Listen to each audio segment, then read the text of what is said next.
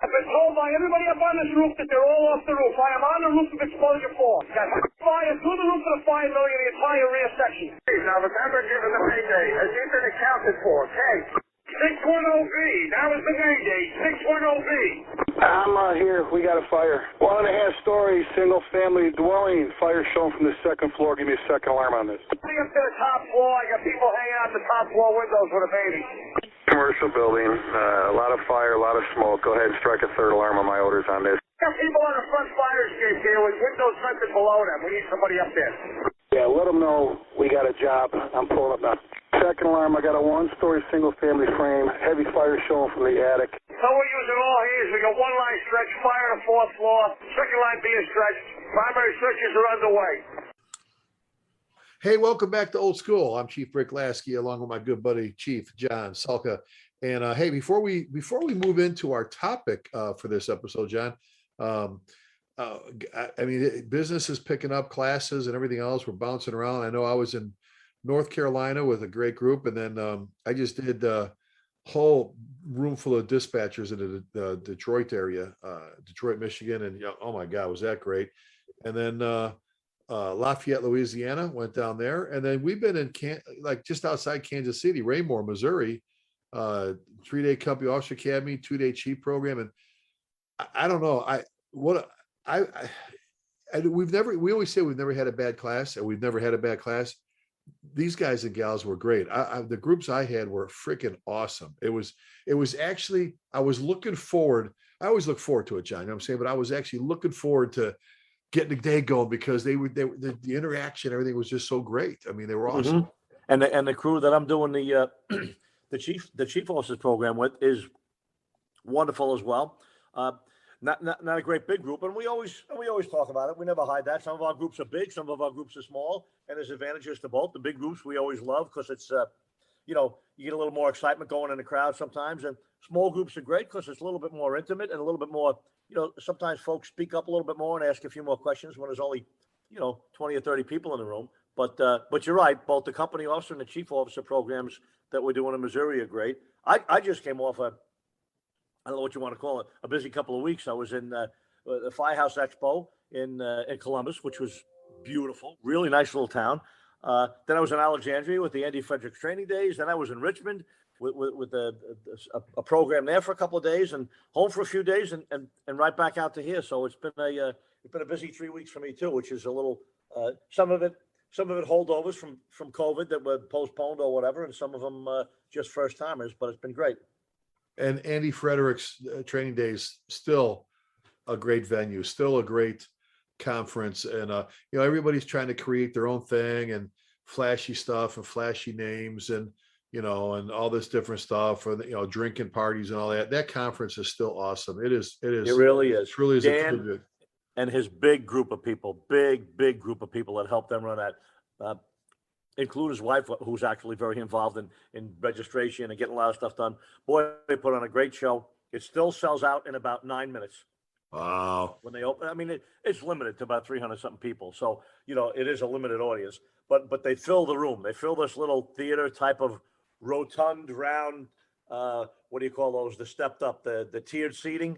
And it's quite dynamic. It's very impressive as a presenter being there. You're walking around in a circle practically. And it's like being in a miniature stadium with all people around you. And the audience is always very receptive and very responsive. And like all instructors, we appreciate that and enjoy that a lot when every word that you say is well received and you have a good back and forth with all the folks that are there. So the Andy Fredericks Training Days is certainly one of my favorites. And the money still goes into a great cause. The kids are all grown now. They're all graduated from school. They're all in jobs and stuff like that. But now they're using the money for scholarships for guys to go to shows, to go to some of the conferences, which is a very great and generous idea too. How cool is that? And they're great pictures. And now, where do they hold it at? What's the building? What's the facility? It's at the George Washington Masonic National Hall. It is absolutely beautiful. I love it. I don't remember a lot of things, but I never forget that. Being a Mason, you know where I was going with that. I'm like, being a Mason, I'm like, because it's a wonderful building. I'm like, what a great place. It is probably nicer, more elegant, more majestic, more marble than most state capitals. I'll tell you what, it is I know. absolutely beautiful. I know it's just, and that's the Masons, man. That's the Masons. So, but hey, okay. So great conferences and all that stuff. Um, you and I were talking for like 30 seconds before we went live here, like we always do, about what do you want to talk about? What do you want to talk about this one? And, Yeah. and once in a while something pops in and we're like, hey, let's do one right now on this. You and I sit in a hotel lobby and that, but just with as many classes we've been doing recently, we just talked about the conferences and the programs and the people. You brought up a good point, and I know I mention it in class a lot, about just knowing your job, knowing your job, knowing your stuff, knowing your weapon, knowing your tools, knowing your equipment. This is the fire service. This is not, I have to know how the dough maker makes the dough and then I put the sauce on the pizza this way and all this. This is important stuff. This is, we've always said, I say all the time, there's no do-overs in the fire service. You get one chance to do this stuff right, and you got to know your job, right? Absolutely. These are emergency scenes that we're responding at, whether it's a car rolled over on a highway, whether it's a kid choking, whether it's somebody under the water drowning, whether it's a bedroom fire. I mean, think of all the things. Somebody lost in the woods, everything. And this is another topic I came up with lately that I'm looking at maybe developing all about. Everything's about time in the fire service. The clock starts the minute somebody calls. Dispatcher answers it, boop. Right. The clock starts. Dispatcher sends it out. The companies get it, boop. The clock starts. Response times are dramatic. They're important. The FDNY made a much bigger deal out of them than they should have a couple of years ago with the last commissioner or the last couple of commissioners. But they were making a big deal about response times and comparing every fire run to every EMS run in the same neighborhood or the same box location. And it got a little out of control. And it was born out of the NYPD, which had a guy that started the comp stat, which was that they were really critically looking at every stat on arrests and pursuits and crime numbers. They adopted it into the FDNY because it's the same city, and they thought it would work there. It's been abandoned. They don't use it anymore. But that does not negate the fact that what we just brought up is time is important. Every single task we're given, the clock is ticking. And somebody out there, some customer, them, THEM, them, and I know those guys listening that love that, right? They are why we're doing stuff for those people out there, them. And they're waiting. And they shouldn't have to wait another minute or another 10 seconds for us to figure out what line to pull, or that we pulled the one that was one length too short to get to that house, or whatever the other conditions might be. Absolutely. And exactly. I've said this so many times, John. About an example I give is, when we're doing our tactics class or we're doing sweat the small stuff, something, how many times the guys and gals want to bring down the apparatus floor, show you their pumper, show you the rig, and they're showing you all the compartments, and they go, yeah, we got these whatever load it is, pre-connect to this, and you go, oh, okay, so that's 1 3/4, because everybody's got something maybe 2 inch, some people different stuff, or pre-connected 2.5 and that. And okay, it's 3/4 line. So I'm trying to look, what kind of nozzles do you have on there? Vindicator, smoothbore, fog, whatever. And they go, it's whatever nozzle, double upside down, task force tip, Elkhart, fog nozzle, smoothbore combination, whatever. And the question I'm going to ask, I ask myself, so what's your flow? What do you get out of it when you when you open it up? How much water comes out of the end of it? And, they look at each other, one starts, and these are good guys and gals, don't get me wrong, but they look at each other and they go, 150? No, it's 165, dude. No, 175. No, I thought 187 was what. And my question is, I think it's pretty important to know how many bullets are coming out of your gun. And my question is, how the hell could you not know that? How do you not know that answer? We didn't ask you how many revolutions does the pump go when you're flowing water. We didn't ask you some technical piece of knowledge that only a mechanic or maybe an MPO might even know. We asked you, what's the flow on that? Or, gee, how many lengths do you have up there? 4, right, Billy? No, I think it's 4 over there and 5 over here. And I'm saying, wait a minute. This is a basic engine. That's a bread and butter operation. Stretching a hose line at a house fire. You don't know that this is the 4 length and that's the 6 length? Exactly. They're both the same. Oh, and what do you think? You ask 3 more guys, and like you said, you know what? They're all good guys and good gals. They're all good people that know what they're doing and love the job. But there's a certain list of things like we call this episode. What do you know? You got to know certain stuff about your basic engine, your basic truck. We're talking mostly engine stuff tonight, but You really got to know that. What's your flow? You should have some idea of what the flow is. You should have some idea of what your nozzle capabilities are. Not just a smooth bore. We got no fog here. All we got is a smooth bore, broken stream or smooth or full stream. So that's just one of the things I think we both agree that you should know as a basic backstep firefighter. Well, Are you allowed to say backstep firefighter now? You have to say way back when, but John, so yeah, so knowing your flows, knowing what's coming out of the nozzle when you open it up. One of the things I brought up was, okay, so you sent in, the guys got the initial tack line is getting their ass kicked, and they're in there and they're all right, buzzing, time to come out. All right, get in and relieve engine, 251. And you get in there and before you open up the nozzle, you kind of want to know, all right, did this guy have it in a fog pattern or in a straight stream mode or whatever? And some guys will say, well, if righty tighty, lefty loosey. I say, yeah, but there's a much quicker way. Why don't you just reach up over the end and if it's flush, it's in a fog pattern. If you can stick your fingers in the core, if you will, then it's in a straight stream mode. And that seems pretty basic, but it is pretty basic. It's stuff you should know. I was just going to say, it doesn't seem pretty basic. It is pretty basic. Well, it's basic. And then, so now back that up. We're talking flows. We're talking how much water comes out of your nozzle.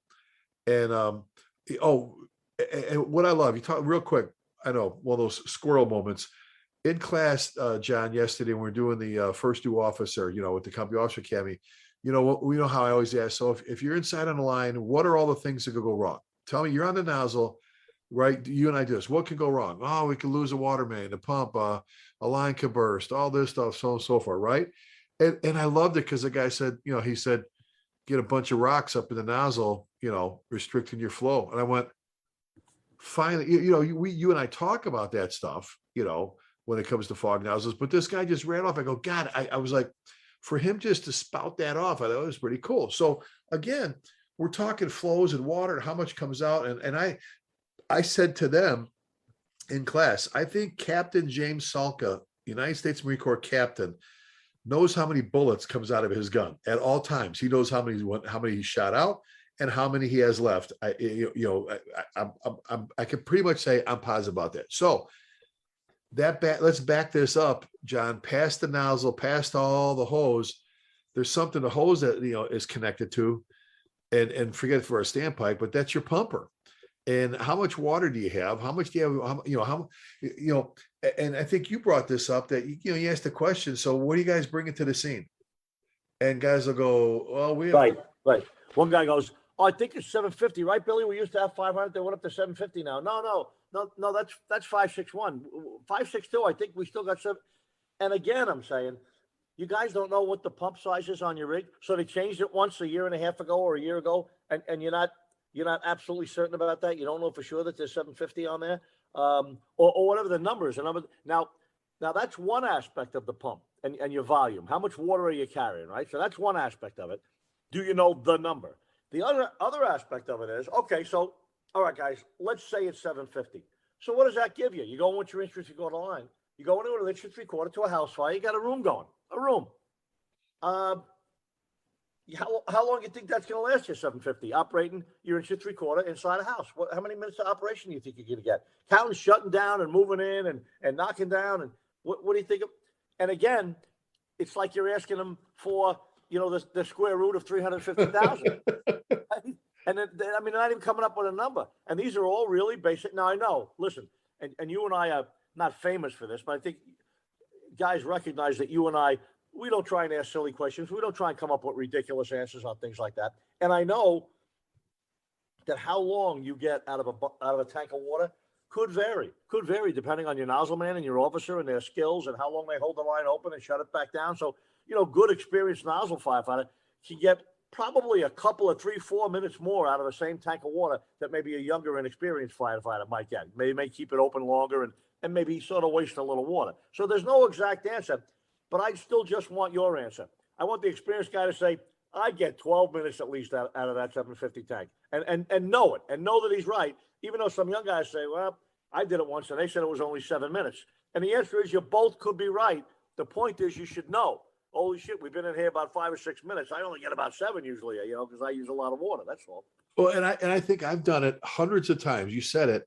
I've done it with you in class, and when we're not together, the whole point, the story of showing up where where I was working, and we had pretty good size, good size, 2-story single family dwelling. Fire out the second floor, went 2 windows actually, and first engine they get there, I'm there, and they're stretching the line, and you got guys pulling 5-inch off the back, pull a 5-inch, and they're trying to get back. I said, drop the 5-inch. I got the next 2 engine bringing you water. Get in there and go to work with the line, and back and forth. And they're like, oh, so they go in. So you know how it was. Great place, right? The guys, the guys get back to the office, and one of the office chairs from the conference room next to my office slides in with a guy. Then there's 2 or 3 or 4. So now they're all 5 are sitting there. And now we're going to talk, because who doesn't want to talk tactics and strategy? And I said, so why were you guys worried about getting your 5-inch stretch? And I'm going with this. I said, well, we don't want to run out of water. I said, so how much water do we have on our booster tank? And now you and I've talked about, there's some quints have 300 and 400. Some older rigs, there's 5s. A lot of them are 750s now, and then there's 1,000 and a little bit bigger. But this one happened to be 750. I said, okay. So what do we flow out of our nozzles? And then the whole discussion started, right? Well, this. So tell you what, let's just make it easy math wise. Let's just call it 150 gallons of water per minute. So what do we have? 750. Let's even make it easier math wise. Let's say you dump 50 gallons of water on the ground while you were messing around. So you have 700. How many minutes is that?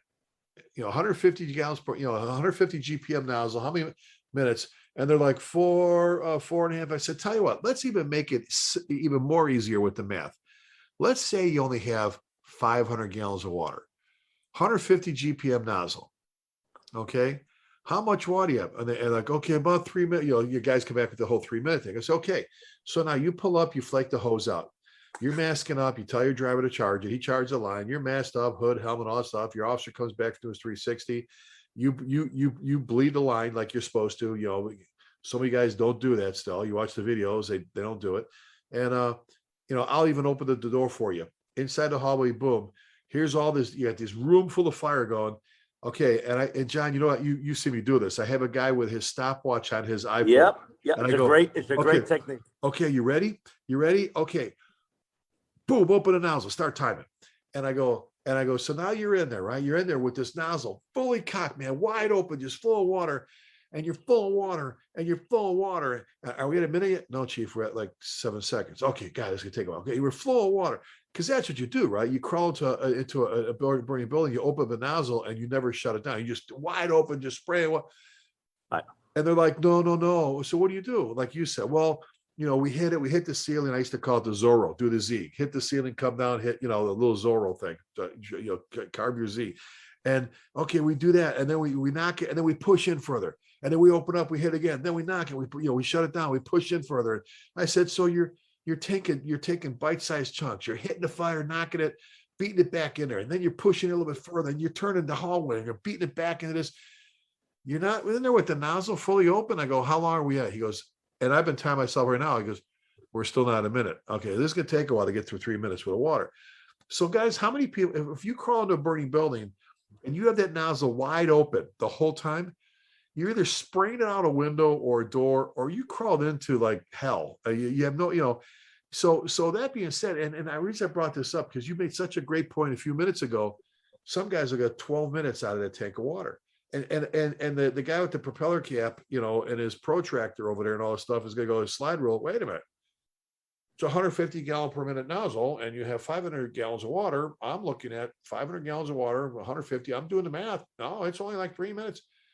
Because we're not in there with the nozzle open wide the whole freaking time for 3 minutes. Right. So right. I did. That was such a great point to our listeners. Think about it. If you want to go out into the park and put a cone out there and flow your nozzle wide open like guys do, and just run and watch your tank levels go bink, bink, bink, bink. You're out of water. You can do that. Right. And the other thing that point raises is, like, everybody thinks, like truck guys, they get the skill. There's techniques and skill on how to handle a Halligan and an axe, how to force through a door. You got to put the bevel of the tool, the bevel of the fork a certain way for this, or you got to put the adze in for a certain door that swings this way or swings that way. You're up on the roof. You get the K12, you get the partner saw, you get a circular saw, you got to insert it in a certain way. This is how you roll the beams. You pull the saw towards yourself, and this is the proper, safe, most effective stance for your feet while you're up on the roof. And make sure you push the ceiling down. Everybody thinks, oh, but the nozzle guy just goes in there and just opens the nozzle and the fire goes out. Absolutely not. No. Absolutely not. Putting the fire out, the nozzle team, the nozzle firefighter in particular, but not just the nozzle firefighter, the nozzle firefighter and the backup firefighter, both of them working in unison. They got to know what they're doing. They got to have experience. The backup firefighter who may never even see any fire. He may be looking at the floor. He may be looking backwards the way he's holding the line. He is as an important job as the nozzle firefighter, pushing the line. Like if the nozzle guy's going to the left a little bit, the backup firefighter should be pushing the remainder of the hose off to the right to make that turn a little bit easier for him. The nozzle fire should be, like you said, a Z or a rapid circle or a figure eight. Everybody has all the different ways they like doing it. There's no wrong way to do that, right? So everybody has these techniques that they use. Some guys, well-experienced senior firefighters, have been to a lot of jobs, know to open it up, give it a quick shot, boom, shut down and take two more little half steps up, two more little crawls, and open it up again and make a hard left bend into that closet. Knock that little closet down, shut down, maybe put their back against the wall and shoot 180 degrees the other way as they're entering the room from the doorway. There's lots of engine techniques, nozzle handling techniques, backup firefighter techniques that are all very important. And those two firefighters need, and then you got this officer not bumbling around, but, trying to stay out of the way because he's not actually handling the hose maybe. Right. Or maybe he is in a smaller department. Maybe he is the backup firefighter. So my goodness, just the two people putting the fire out in a 1 or 2 room house fire, they have as much to know and remember and practice. They have as many skills and tactics to get right as a forcible entry firefighter or a Hurst tool firefighter or a roof cutting firefighter has. So it's that idea that, you just go in there, open a nozzle, and the fire goes out and you back out, it couldn't be farther from the truth. Well, it goes back to, Jack McCaslin, God bless him. How many times you ever talk about Chief Jack McCaslin, Big Mac, one of my mentors, taught me my firefighter while I was 18. I miss him. Decorated combat, Vietnam vet Marine, should be dead for what he did in Vietnam. He should have been killed. Just what an amazing man. And he used to say this phrase. He goes, we're kind of, he'd take his hands and do these circles. We got to stop worrying about all the Lama Dama bat belt, the Lama Dama bat belt shit. He'd do like the bat belt. You got this bat belt. And we're out there. And the point he was making is the one I make. We're so busy jumping out of helicopters with carabiners and what's the fanciest, latest, shiniest, coolest thing to do, John.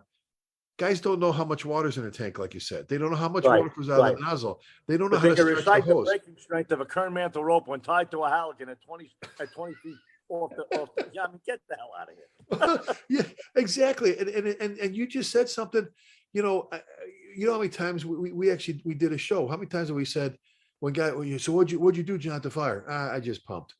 Really? You just pumped? You just pumped. I mean, so what you're telling me is you just got water to the guys inside so they could put the fire out, get to the people inside there and keep them alive. You drove them there safely. In return, no, the driver and the chauffeur, the driver engineer is a critical person in what we do to and from the scene, whatever, so on and so forth. So is the heel man. So you just said it. The heel, I mean, everybody's like, I was just heel. Where were you at? I was in the heel. I went on the, because everybody wants a knob, right? I mean, of course. But John, think about this.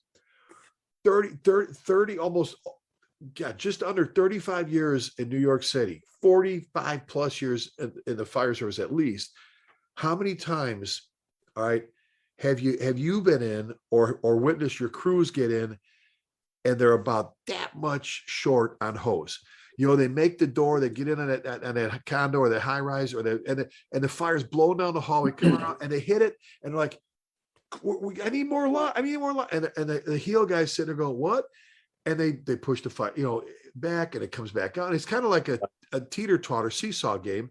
Yep. And I'm like, so it doesn't happen often. But you'll never forget it. You could just go to a couple of those in your whole career, and it's dramatic. You're hearing a captain yelling, and 7-2 to chauffeur, tell him to lighten up on the line, or 7-2 to backup, lighten up.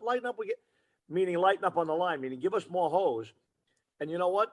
If you pick the wrong line, if you didn't do a good hose line estimate is as scientific as any other estimation that we do with the fire scene. And if you stretch just one length short, you may as well have not gone in the building because you're not going to make the final turn into the room that's on fire, you know? And I'm going to mention another one of my mentors you've heard me talk about, Chief Eddie Enright, retired from Chicago, 38 years. Remember I told you when he was in the 3rd Battalion, he was on 98 engine down next to John Hancock, high-rise guru, old Snorkel Squad 1 guy, incredible, absolutely incredible man, friend, father, husband, and just fire officer, just incredible.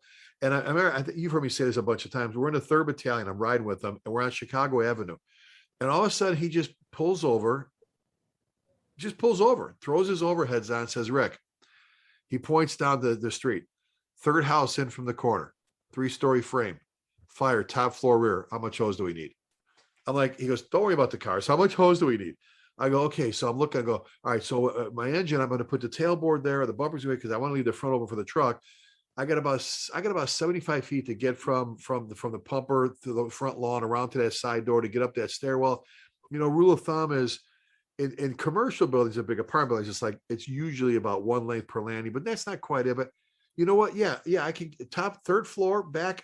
I can get it with the 200-foot cross lay. And he turned the lights off. We pull away. And the lesson was, right, we've said it, the company officers have enough to think about when they turn a corner. If they have to turn around and go, John, pull the top cross lay and bring it this way, you know, unless you're a probie, and most probies know their shit. You know what?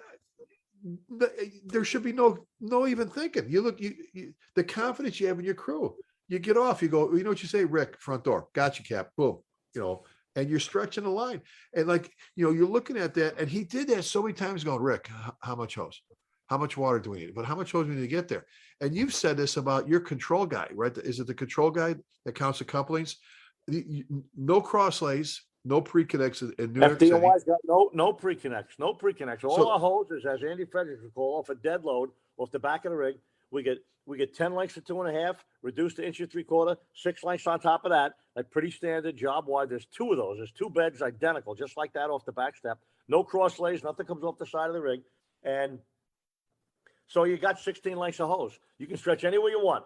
1 length, 5 lengths, 10 lengths, 16 lengths. You can stretch anything you want. So it's not even easy like, oh, stretch the long one or the short one. Or how about the place that has 2 cross lays and they're both 4 lengths or 5 lengths long? They don't even have to make a decision. They've eliminated one decision by having 2 the same, but they still better know that they're both 5 lengths long, because if you need 6, neither one is going to work. So FDNY, back to FDNY, you know, obviously we're very fortunate to have heavy staffing, to have plenty of people on the engine. So a couple of people are pulling the first 1, 2, maybe even 3 lengths off the rig.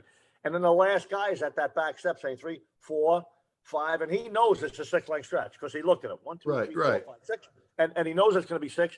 And he'll either pull the six coupling off, or the coupling representing the 6 length, and he'll wave the chauffeur on, who's going to go down the block maybe another 150 feet, 200 to the hydrant, or he'll pull it off and break it quick and hand it to the chauffeur, and then follow his company in. But the point is, you can't stretch a single line in the FDNY without knowing how many lengths you need, because they're all connected together. You have to know, otherwise you're going to pull 16 lengths off, and obviously that's not going to work. I wanted to add something else that I almost forgot for a moment, and I will forget again if I don't say it now.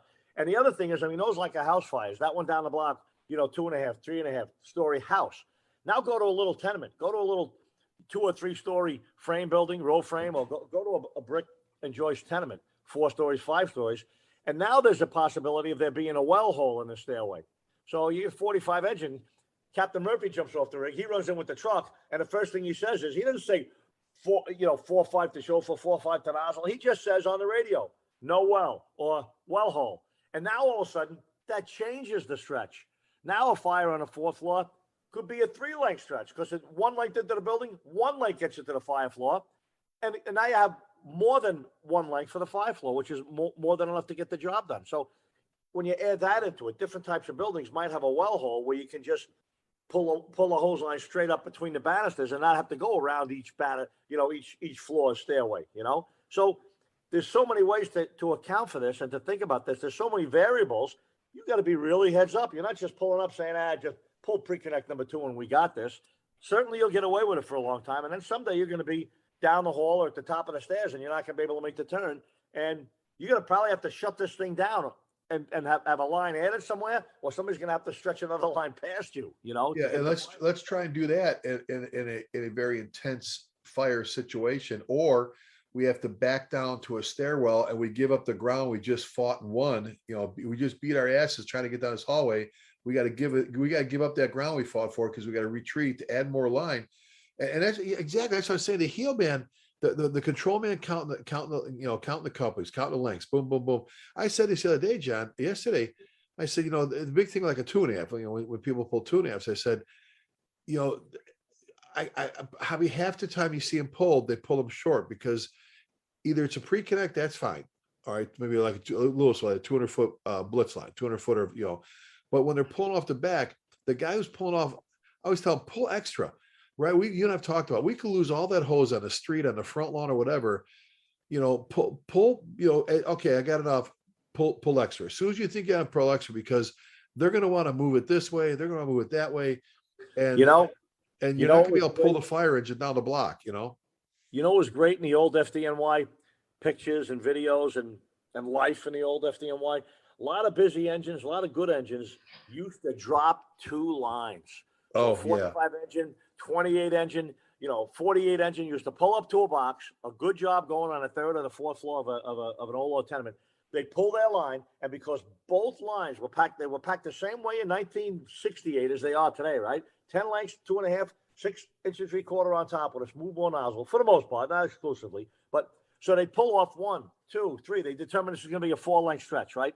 They pull off 1, 2, 3, and an extra length. And then they jump up there and pull the second nozzle, the second 4, or maybe even 5, maybe an extra length so they could get to the floor above if necessary, and dump it in the street. And that's what was great about all the hose coming off the back bed of an FDNY pumper, because now we could drive down the block and both of those lines would continue to flop off the back. They continued to deploy as he drove down. And both the attack line that all the firefighters were now advancing and the second line that they just dumped in a heap on the street, they're both sitting there. And as the rig goes down the block, more hoses flopping out of each bed. And when he gets down the block, he's going to pull, the first line coupling out, connected to his discharge, test the hydrant, and they're going to be in business. And then when the second or third engine or whoever the chief decides is going to operate that second line, when they get there, the line's right in front of the building ready, coming off the same pumper. He may even have it connected by then.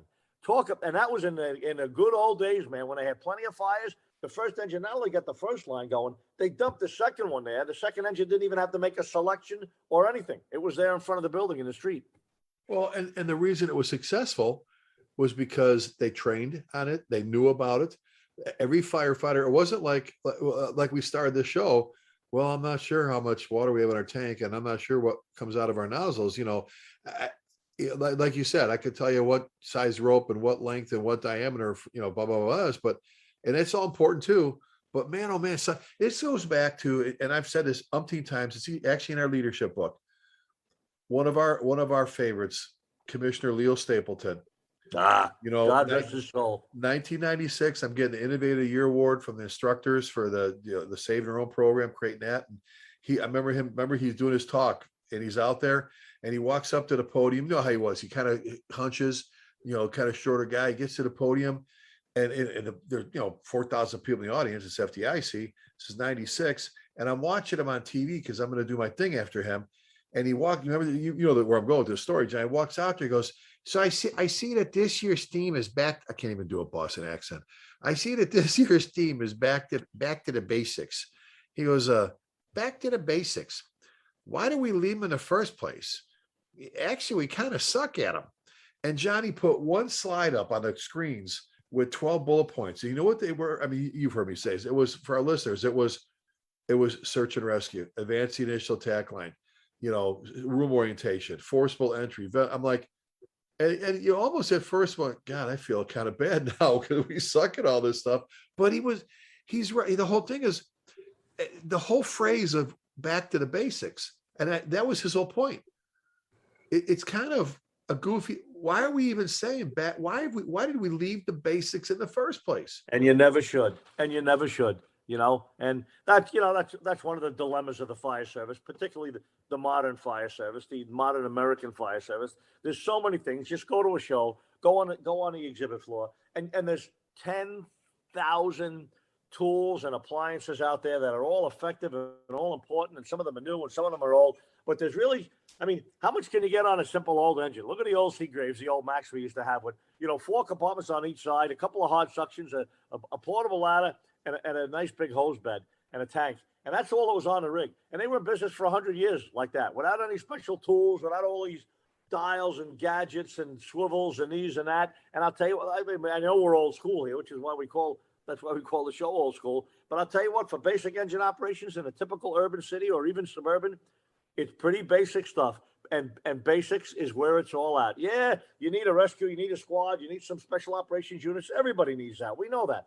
But those are not few and far between, but much less frequent than just pulling a hose line for a room and contents. And that's the stuff that, hey, we talk about it all the time, and I always get to roll this fact in. How many Americans die in fires every year?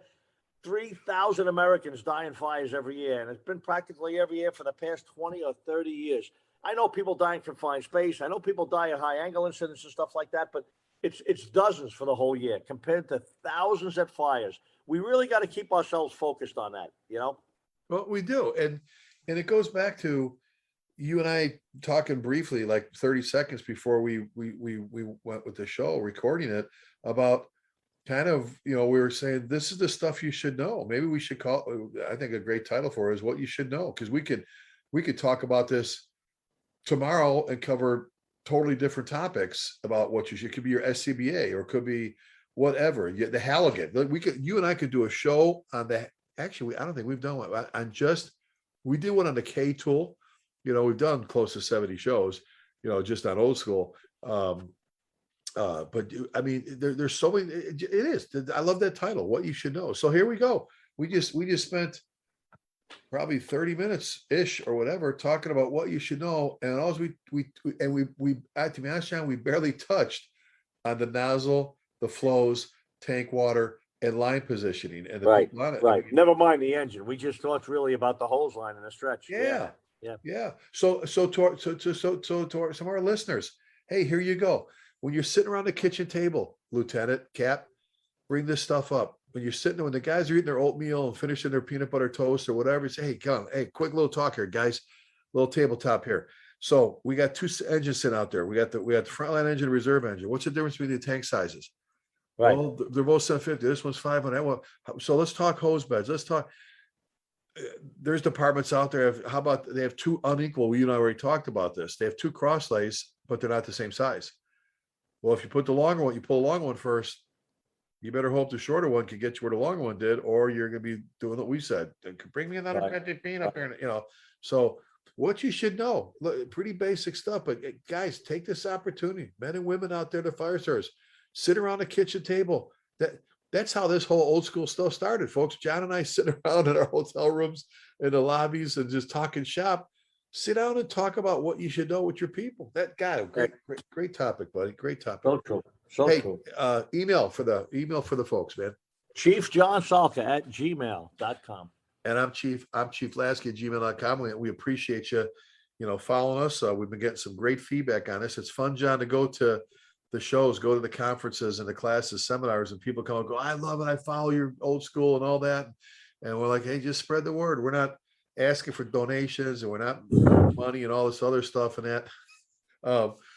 So that being said, hey, we never end any of our shows without asking you to please keep the men and women of armed forces in your thoughts and prayers. Remember our brothers and sisters in blue, and especially when it comes to what we do, never forgetting means just that, never forgetting. Be safe. God bless you. We'll see you next time.